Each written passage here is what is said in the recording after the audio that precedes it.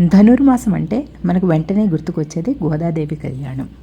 అసలు ధనుర్మాసం అంటేనే గోదాదేవి కథ. ఇప్పుడు గోదాదేవి కథ ఏమిటో మనం తెలుసుకుందాం. తమిళనాడులో ఉన్న శ్రీవిల్లుపుత్తూరు అనే గ్రామంలో భట్టనాథుడు అనే భక్తుడు ఉండేవాడు. అక్కడి ఆలయంలో చిన్ని కృష్ణుడు ప్రధాన దైవంగా కొలువై ఉన్నాడు. భట్టనాథుడు ప్రతినిత్యము చిన్ని కృష్ణునికి తులసి మాలలతో పుష్పమాలలతో అలంకరించి పూజ చేస్తూ ఉండేవాడు. అలా ఎప్పుడూ తన చిత్తంలో శ్రీకృష్ణుని ధ్యానిస్తూ ఉన్న అతని పేరు నెమ్మదిగా విష్ణు చిత్తుడుగా మారింది. ఆయనే పెరియాళ్వారుగా గౌరవాన్ని దక్కించుకున్నారు. ఒకనాడు తులసి మొక్కల కోసం పాదులు తీస్తుండగా ఒక చిన్ని పాప విష్ణు చిత్తునికి దొరుకుతుంది. భగవంతుడే తనల్ని కరుణించి ఆ పాపను ప్రసాదించాడని పాపని అపురూపంగా పెంచుకుంటూ ఉంటాడు. ఆ పాపకి కోదై అని నామకరణం చేస్తాడు. కోదై అంటే పూలమాల అని అర్థము. ఆ పేరే క్రమంగా గోదాదేవిగా మారింది. తండ్రిని చూస్తూ పసి వయసు నుంచి కృష్ణుని గానాలతో భక్తితో పెరిగిన గోదా యుక్త వయసు వచ్చేసరికి అదే భక్తిని ప్రేమగా మార్చుకుంది.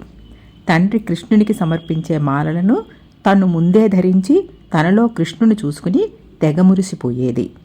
ఇది చూసిన విష్ణుచిత్తునికి కోపం వచ్చి మందలించాడు. ఆ రాత్రి విష్ణుచిత్తుని కల్లో చిన్ని కృష్ణుడు కనిపించి, గోదా సాక్షాత్తు లక్ష్మీదేవి అంశని, తాను వేసుకున్న మాలను నాకు సమర్పిస్తే నాకు అమితమైన ఆనందం కలుగుతుందని చెప్తాడు. యుక్త వయసు వచ్చిన గోదా కృష్ణుని తప్ప వేరెవ్వరినీ పెళ్లి చేసుకోనని చెప్తుంది. కఠినమైన కాత్యాయని వ్రతం చేస్తూ తనకు కృష్ణునిపై ఉన్న భక్తిని వెల్లడిస్తూ రోజుకొక పాశురంతో ఆ చిన్ని కృష్ణుని మనసును గెలుచుకుంటుంది. ఈ పాశురాలే తిరుప్పావిగా ప్రసిద్ధి చెందాయి. ఒకనాడు విష్ణుచిత్తుని కలలో కృష్ణుడు కనిపించి గోదాని శ్రీరంగానికి తీసుకురమ్మని తాను వివాహం చేసుకుంటానని చెప్పి ఇదే విషయాన్ని శ్రీరంగంలో ఉన్న అర్చకులకు కూడా చెప్తాడు.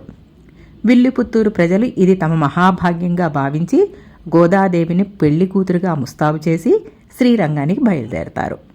వీరు రాక ముందే తెలిసిన అర్చకులు వీరికి ఘనమైన ఆహ్వానం పలికి గుడిలోకి తీసుకువెళ్తారు. గర్భగుడిలోకి వెళ్లిన గోదా ఆ రంగనాథుడిలో ఐక్యమైపోతుంది. అదే రోజు భోగి పండుగ. అందుకే అన్ని విష్ణు ఆలయాల్లో భోగి రోజు గోదా కళ్యాణం ఘనంగా జరుపుతారు.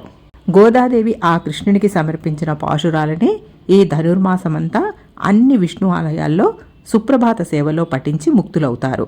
తిరుమలలో కూడా ఆ కలియుగ దైవానికి ఈ మాసంలో సుప్రభాత సేవలో ఈ పాశురాలనే గానం చేసి వినిపిస్తారు.